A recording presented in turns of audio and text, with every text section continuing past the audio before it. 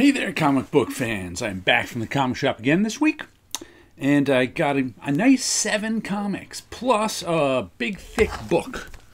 But first, we'll show you our top of the printer museum covers for the week. We got a Dave Stevens Alien Worlds. What number is that? Number 4. We've got Warlock number 10 by Jim Starlin. I think Rudy Nebres on the inks, does it say? No, Weiss. Alan Weiss. Jim Starlin and Alan Weiss on that one. I always loved these Warlocks as a kid. One of my favorite stories. Still like it. And who doesn't like a good Dave Stevens cover? Dave Stevens, 1983. Wow.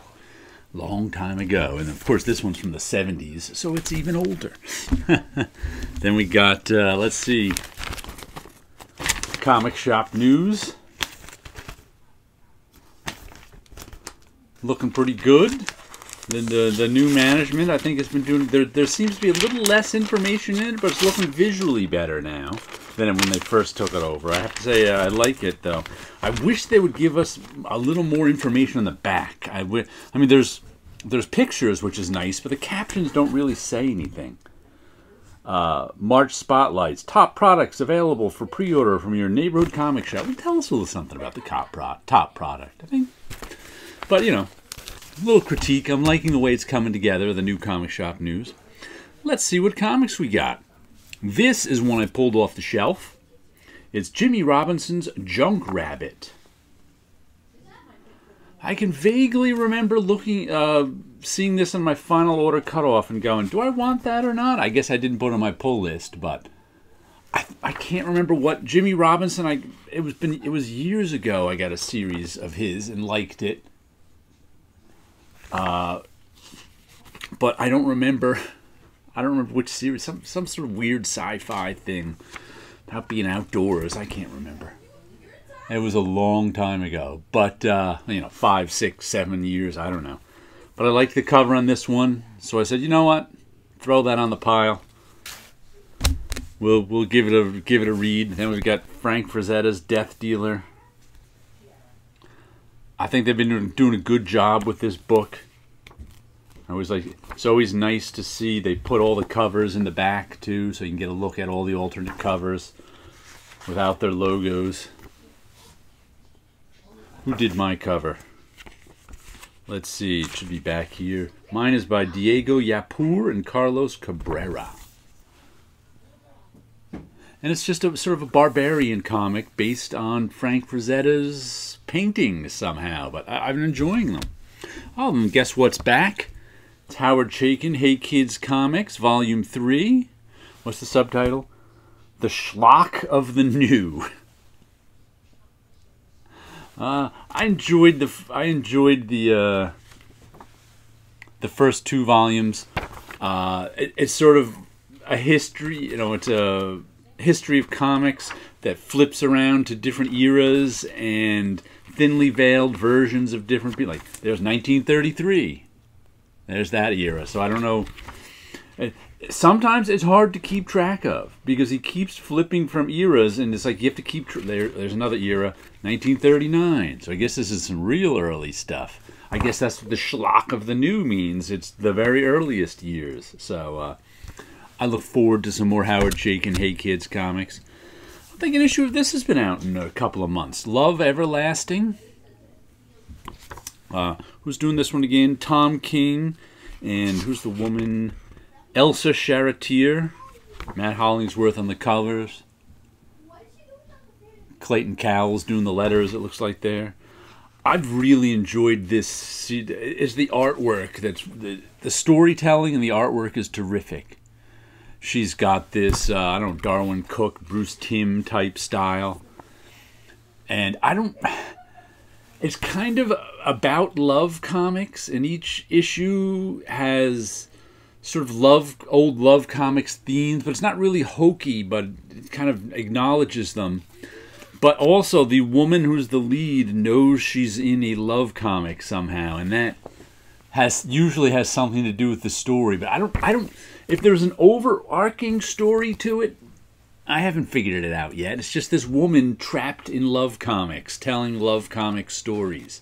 And it's really well done. That looks like a 60s or 70s style one. Too Hip for Love. Good, glad to see it's back. Then we got the Mark Miller $1.99 comic. Mark Miller, and who's our artist? Juanan Ramirez.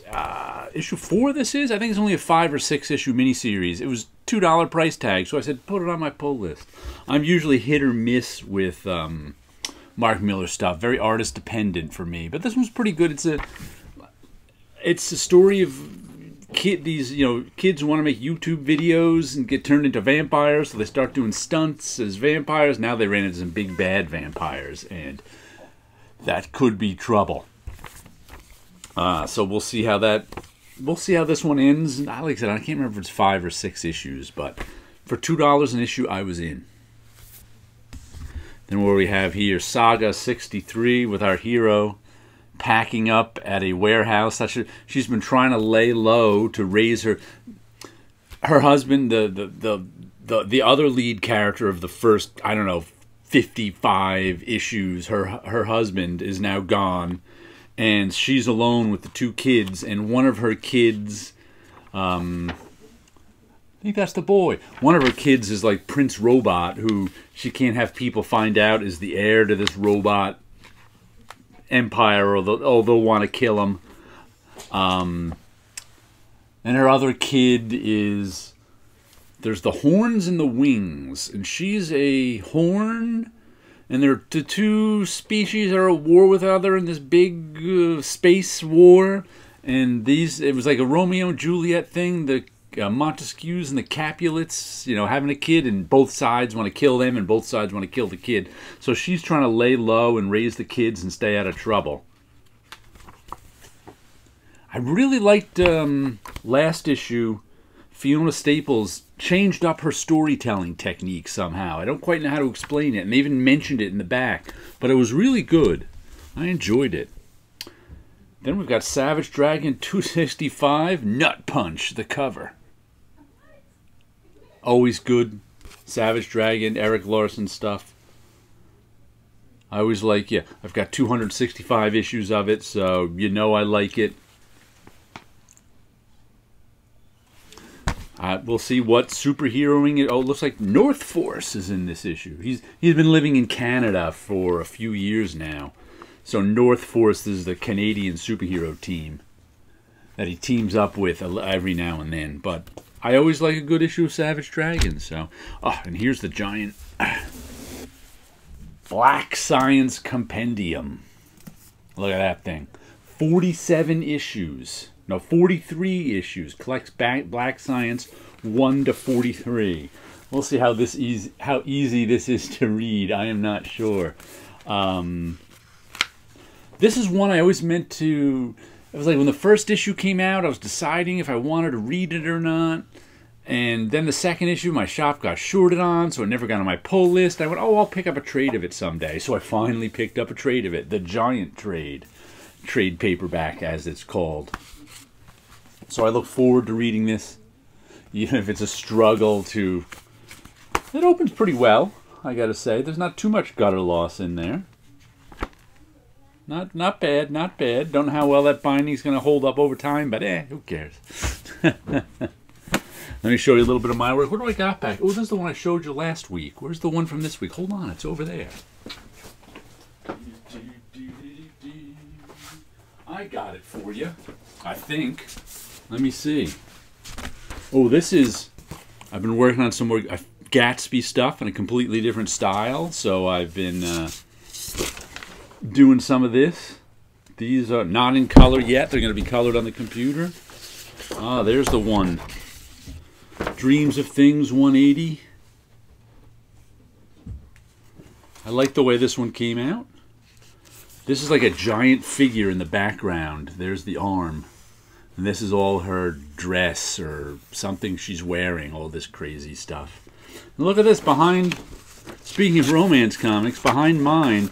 I have a photocopy of Young Love 124, the original. I think I just found this in one of my files. Someone gave it to me years ago. And I was like, oh, I don't know if I have that scanned in or not. I still don't know. I haven't checked it yet. But there's a little Young Love and there's little Dreams of Things for you.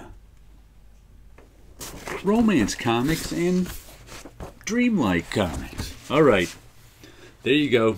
Showed you some comics, some artwork, and you guys have a good week out there.